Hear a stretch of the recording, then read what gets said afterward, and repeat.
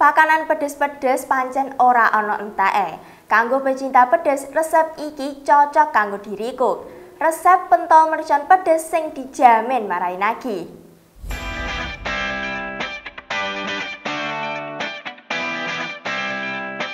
Sapa-sapa pecinta pentol?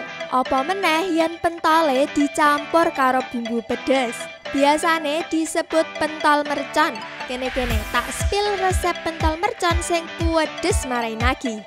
Pertama-tama siapno bakso sing wis digoreng. Halusno bawang abang, bawang putih, kemiri karo ojo lali cabe rawit. Lanjut bumbu halus mau ditumis. Lebokno bakso goreng terus tambahno bumbu ben luwih mantep.